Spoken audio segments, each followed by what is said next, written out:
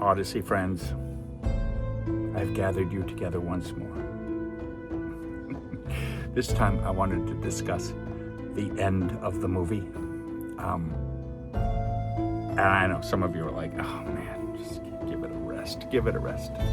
Stop beating a dead Trojan horse. And some of you just don't care.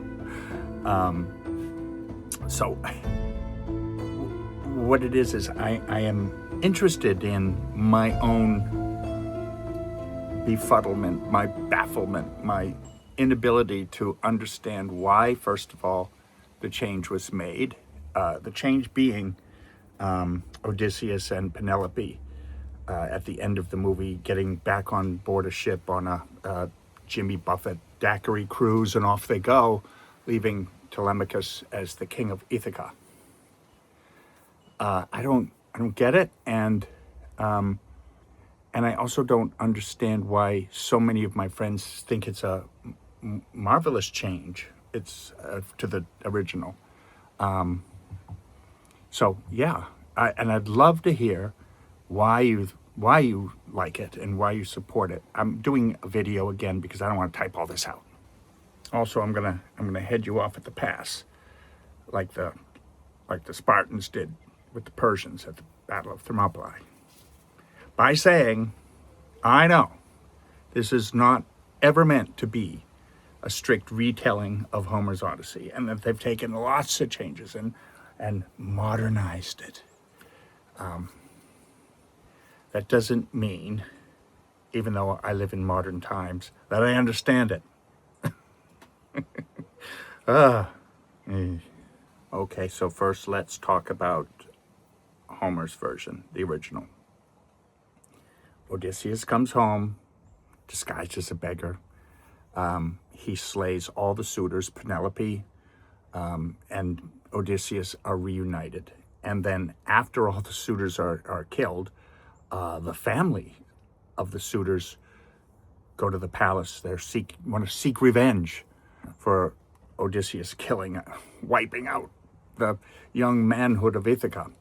And as that begins to congeal and start to happen, Athena herself, God bless her, God's bless her, Athena comes down and says, all right, enough. We got to have some peace here. We can't keep doing this shit. Those are her exact words. Can't keep doing this shit, guys. And then they stop. And Odysseus takes his place as the rightful ruler of Ithaca, presumably with his heir Telemachus taking over after Odysseus dies. Now, there is a prophecy in Hyades by Tiresias, not sure how to say his name, who was a blind seer, a prophet, not quite an oracle, but a prophet. The mythology is that he was walking through the woods one day and saw Athena, our Athena, naked. She was bathing, and she was like, and struck him blind. And then she's like, oh man, why'd I do that? But she couldn't reverse it. So she gave him some compensating gifts, which was the ability to see the future. So this is what Tiresias says in my Robert Fagles. I am reading the Emily Wilson now, but I'm not up to this, so I will use him. And so you don't have to see me squinting as I read this small print. I will put on some lovely Greek videos for you to contemplate as you listen to these words of wisdom from Hyades. But once you have killed the suitors in your halls by guile or in open fight with the sharp bronze, take a well-shaped oar and set out once more, until you come to a people who know nothing of the sea, who never season their food with salt, who have never known ships with crimson prows or balanced oars that serve as wings for ships. And I will give you a sure sign, one you cannot miss. When another traveler meets you and says the oar upon your shoulder is a winnowing fan, then fix your well-shaped oar in the earth. Make rich sacrifice to Lord Poseidon, a ram, a bull, and a breeding boar, then journey home again, and offer sacred hecatombs to the immortal gods who rule the broad heavens, each god in due order. And death will come to you from the sea, a gentle death in ripe old age. Your people around you will prosper. This is the truth I tell you. A winnowing fan is used to winnow the chaff from the wheat, or something to do with farming. I haven't winnowed in years.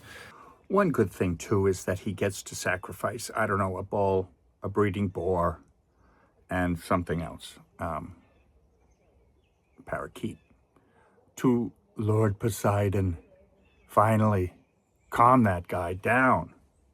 Man, talk about a grudge. Man, he's worse than an Irish guy. And the other is hecatombs, which is a massive sacrifice. This is to all the gods.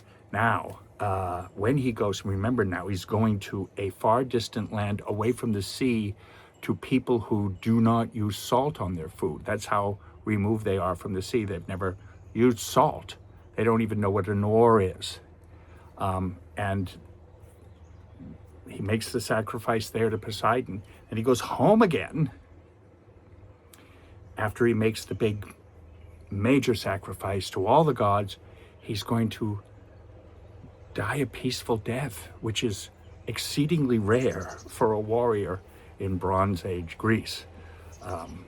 What a lucky guy Odysseus is. But yeah, there's no going off with Penelope anywhere. She doesn't go with him on this trip. Now, one interesting thing, and I read about this, it says that it's been causing controversy for centuries, 27 centuries. And that is, death will come to you from the sea. Death will come to you from the sea, not in the sea, from the sea. Not on the sea, not in the sea, not by the sea, from the sea. What does that mean? Does it mean invaders? But he's going to die a peaceful death, so we shall have to leave that as a controversy for now. Before I get to the movie ending, I would like to bring up, there's a poem by Alfred Lord Tennyson called Ulysses. It's exquisite.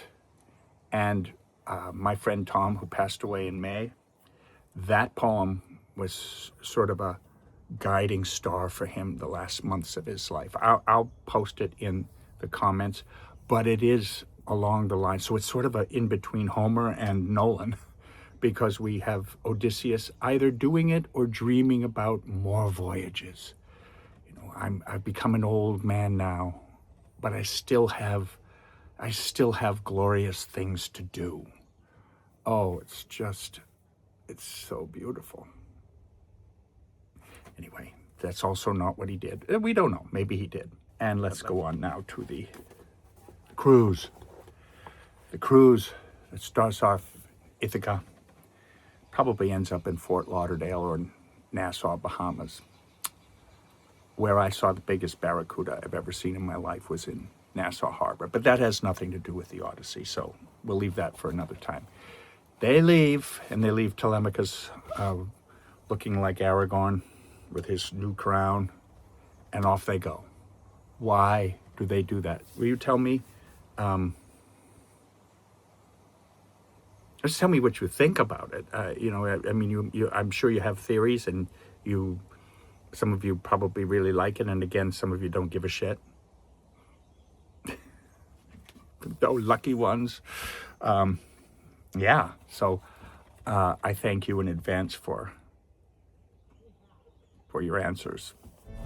Enlighten this poor soul, please. I need to go to Hyades and talk to Tiresias and ask him, will I ever understand the choices Christopher Nolan made in this film? That's the first question I would ask in the underworld.